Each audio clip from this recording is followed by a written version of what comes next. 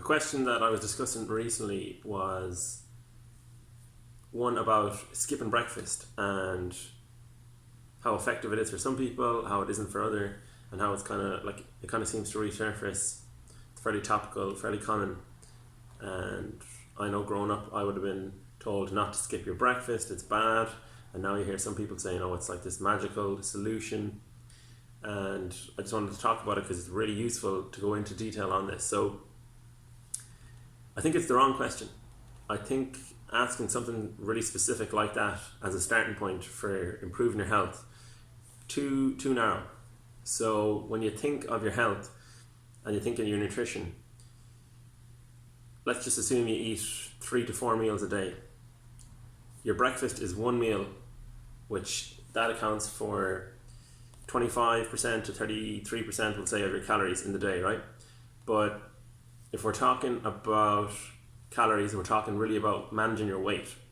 And managing your weight, that is comprised of the food you take in, obviously one of them meals being your breakfast, but then also your activity and the calories you expend.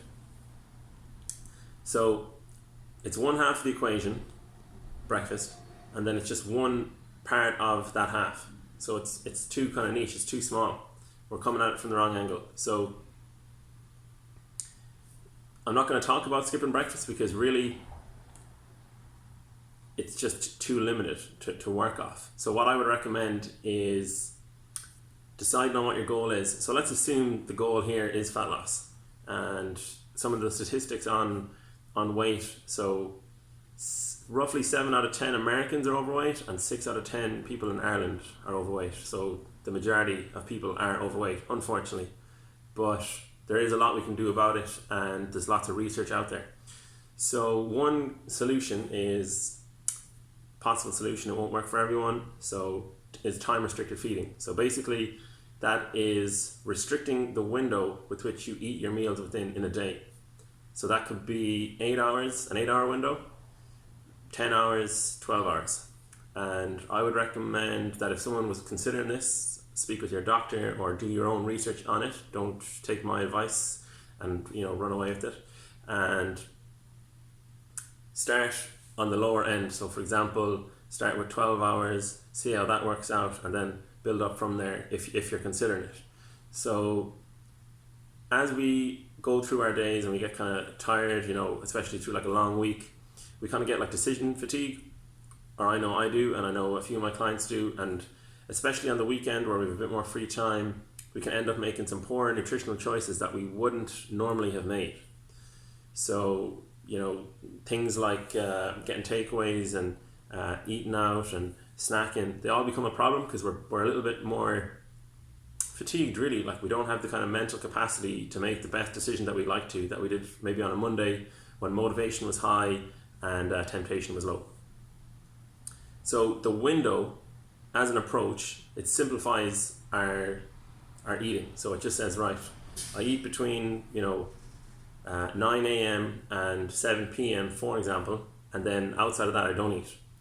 And that could be particularly effective if someone has kind of decision fatigue in the evening around 8 p.m. or something, or 7 p.m.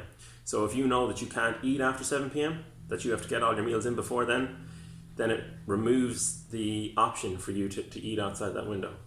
And there's nothing magical about it. Like no one is going to stop you from eating after 7 p.m. if you've decided it is 7 p.m. that you're stopping at.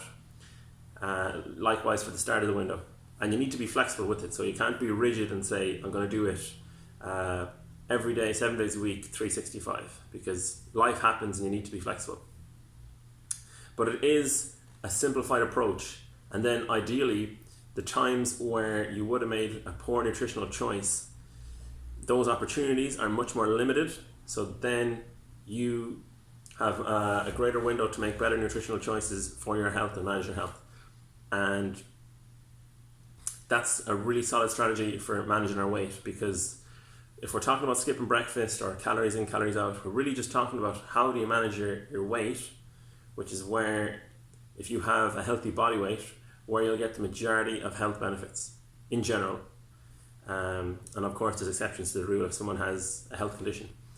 But yeah, time restricted feeding would be something that I would recommend people research a little bit about, consider, and think about the bigger picture when you're thinking of skipping breakfast, because it's too small of a factor to look at. There's so many things that go into it.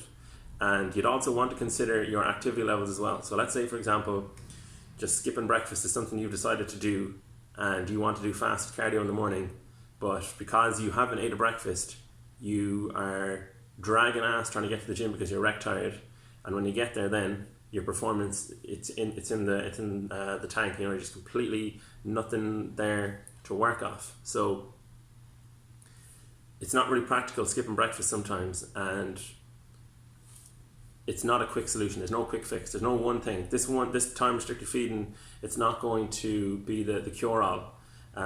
It'll take practice, and there's other things you'll want to do, like consider the quality of your diet and the total calories. But as a long-term approach, it's really simple. It's just eat within this window. Then after that, focus on the quality of your diet and the total calories you're getting in, to align them with the fat loss goal you have, or the muscle mass gaining goal you have. So don't get caught up in the quick solutions. Think big picture, and individualize recommendations you hear to make them work for you, because recommendations are for the general population. They're for everyone, and they won't apply to the individual. So keep that in mind when you hear something like skipping breakfast.